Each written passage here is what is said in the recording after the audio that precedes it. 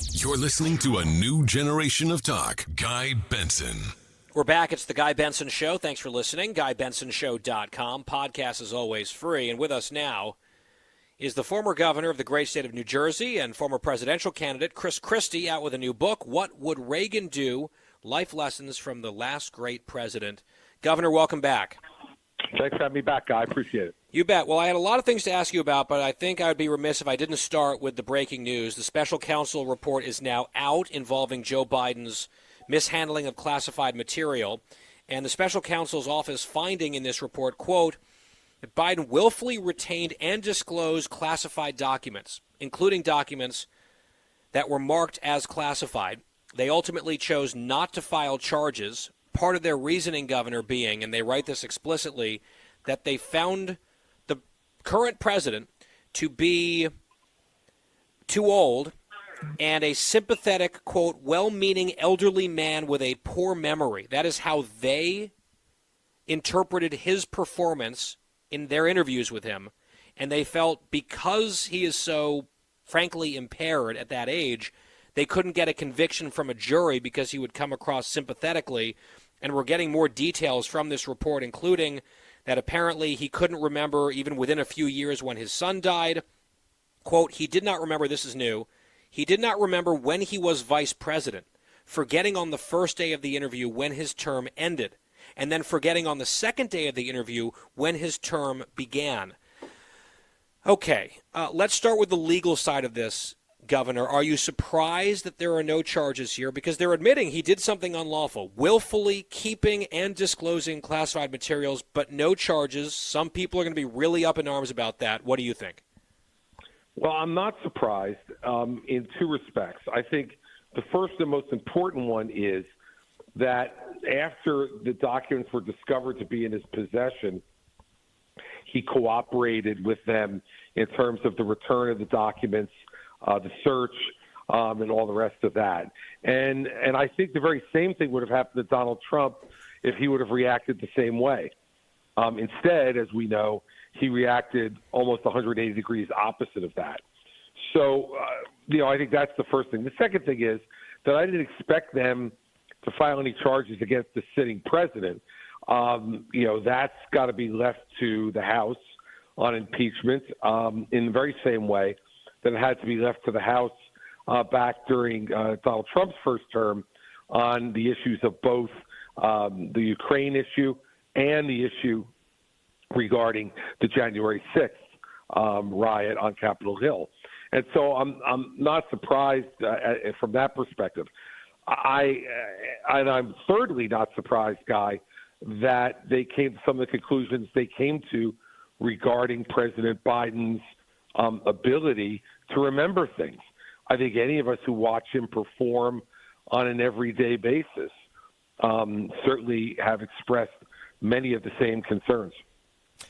As a former federal prosecutor and U.S. attorney, just in terms of the letter of the law, if someone, quote, willfully retained and disclosed marked classified materials, is that a crime within the letter of the law? Well, sure. Of course it is. There's always a question of whether or not there are other mitigating circumstances that would make you decide not to file charges. I get that. I was just asking the question from a legal perspective. Sure. Just to make that crystal clear, they're saying he committed a crime. They're just not in a position where they feel like they could successfully or want to successfully pursue those charges and try to get a conviction. And are you surprised, Governor, that they are saying for public consumption, part of their rationale is this guy can't remember things and therefore a jury would find him sympathetic because he's basically senile? I mean, I'm not really exaggerating what they said here. No, I think it adds credibility to their conclusions, Guy. I think if they didn't say those things, it would look like a complete whitewash.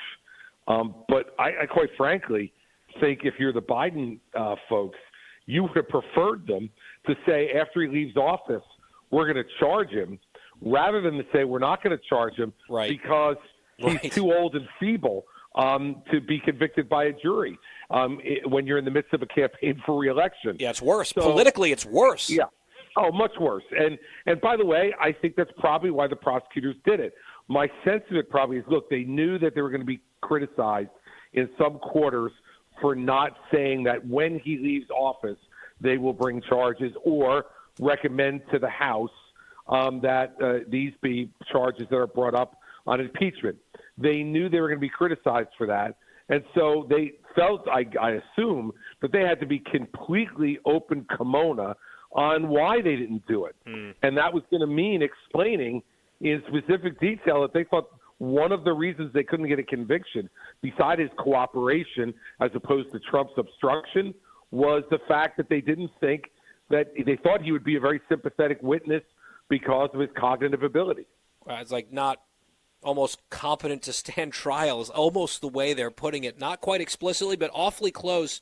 So this now raises another question, and I just have to ask this just based on your political judgment. You've been at that a long time as well. Got yourself elected twice in a very blue state as a conservative Republican, certainly by New Jersey standards. As you now take a breath and a step back, and you think about how this report is going to land, and how sort of like the legs of this story, how long this aftershock might last, given what we're now reading coming out of this report. I just tweeted, this is my initial reaction, and you can agree or disagree, Governor. If there is a last-ditch, serious effort within the Democratic Party to replace Joe Biden as their nominee, this seems like it would be the trigger and the moment to try to do it. Do you think that's right? And do you think, and if so, do you think they're going to try? I think your evaluation is correct. In fact, I gave an interview on Monday to George Stephanopoulos where he said, what would the Democrats' best strategy be to defeating Donald Trump? And I said, replace Joe Biden. I mean, that would be by far their best strategy in defeating Donald Trump. But I don't think they'll do it. Now, this report, I think, look, Republicans give back gifts that we get given on a regular basis. We have just been given, as a party, an enormous gift. And that gift is to have prosecutors appointed by the Biden administration to say that Joe Biden's mental abilities are impaired. We should just let the report run its own course. Let's not get into the why was he not charged and Trump was charged business and this two tiers of justice business. That is a losing argument for us, in my view. The winning argument against Joe Biden is he's just simply not up to this anymore. And most Americans agree with that. Party. Right, and you have an objective party now agreeing with that evaluation. This is enormous news. It is huge. It is huge, and the more I'm sitting here thinking about it, kind of marinating, and I'm like, this is like a holy bleep kind of thing that's just dropped into all of our laps as we think about the presidential election, which is why I'm, again, coming back to that answer you gave that you just mentioned to George Stephanopoulos, saying the best thing the Democrats could do is throw Joe Biden overboard. They didn't really have a concrete reason to do that up to this point. They had a lot of, death by 1,000 cuts type things, but not something so big where it's like, okay, Mr. President, we are so sorry, but we can't overcome this. We have to go with option B now. This could be that. Are you still standing by your assessment in your belief that the Democrats are not going to pull that trigger here? They might want to, but they feel like they're stuck? Or do you think this changes it for them and we might actually see some movement on that? Here's the problem, Guy. The problem is, let's say they're willing to do it. Let's say they're willing to throw their incumbent president overboard. For who? Yeah. Their problem is that I think if they do this, their only real alternative is Kamala Harris. And they may feel, on balance, they're better off with Joe Biden than they are with Kamala Harris. Even now. And, they're going to have to make that evaluation. But I will tell you that I've spoken to many Democrats in my state who feel that way. And so this is the problem they've boxed themselves into by waiting this long. Because now how are you really going to have a competitive race to replace him? On most, if not all, of the primary ballots, it's probably just the last few primaries now where the filing deadline hasn't passed. Like I know New Jersey's June 5th. The filing deadline hasn't passed yet for New Jersey. But, most of the delegates, you can't even get on a primary. Yeah, but couldn't they just like Bob Torricelli this thing and say, oh, never mind, that whole process doesn't matter. New nominee, we want to do it. Well, I think, look, I'm happy to say I'm not conversant with the rules of the Democratic National Committee. But what I would guess is that would have to be something that would have to be done at the convention. That they could talk about it now, but I don't know what other process they would have to confirm it other than the convention. And I want you to imagine for a second, Guy, a convention, let's say, where there's a part of the Democratic Party that's saying we want Gavin Newsom. And another part of the Democratic Party that says, wait a second, we're passing over the African-American female vice president from the same state for Gavin Newsom?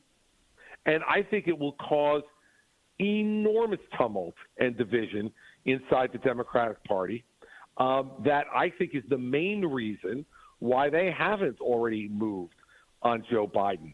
And so I don't know if this changes it, but I think this is a great example, Guy, of why this presidential race is so different than anyone we've ever dealt with before, because there are going to be so many circumstances that are going to happen, I believe, between now and November that nobody can anticipate.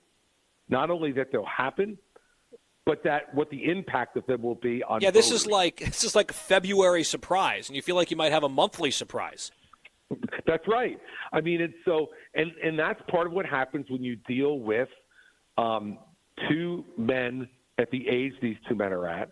Because, by the way, any one of these things, and I wouldn't wish this on either of them, but any one of these surprises over the next month could be health problems for people who are aged 77 and 81, respectively, with Donald Trump and Joe Biden.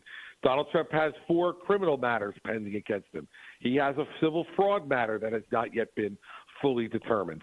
And, what impact is that going to have on his ability to raise money, on his ability to spend money, since he seems to be spending a lot of it on legal fees?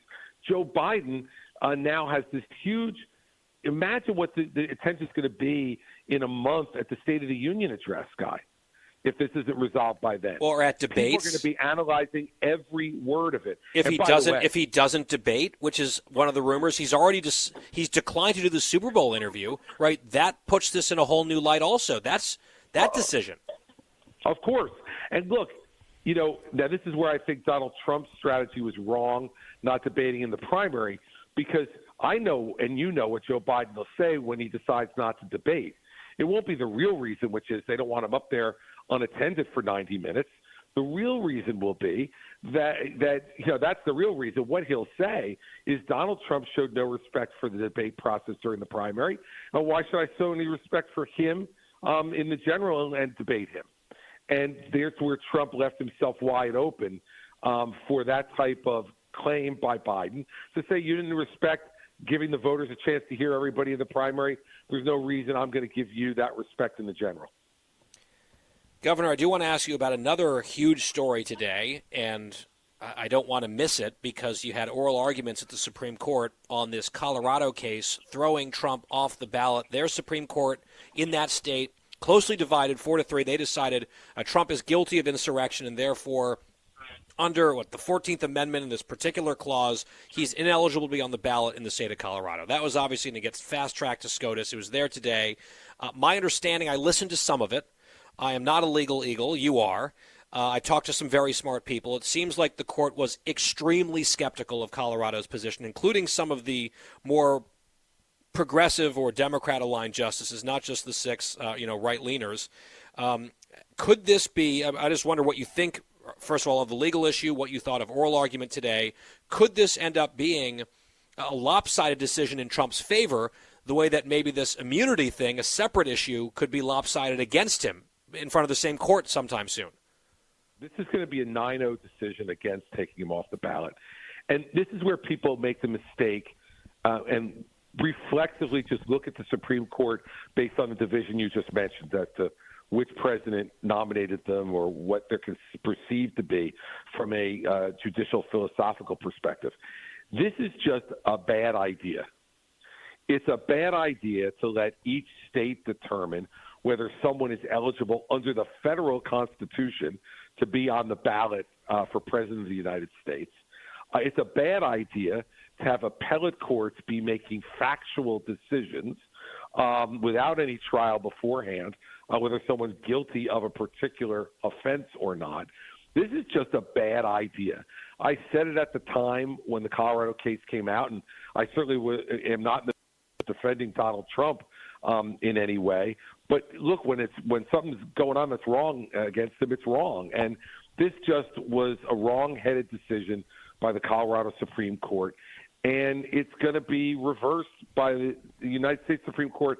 And I suspect it's going to be a very quick 9-0 decision where the court, says they cannot prevent, nor can any other state prevent Trump from being on the ballot on these bases. Yeah, can you hear me now, Maine? We'll see what they do. I hope you're right. It should be that open and closed. You're obviously no reflexive Trump defender. You've made that very clear. You and I share this position on this particular case.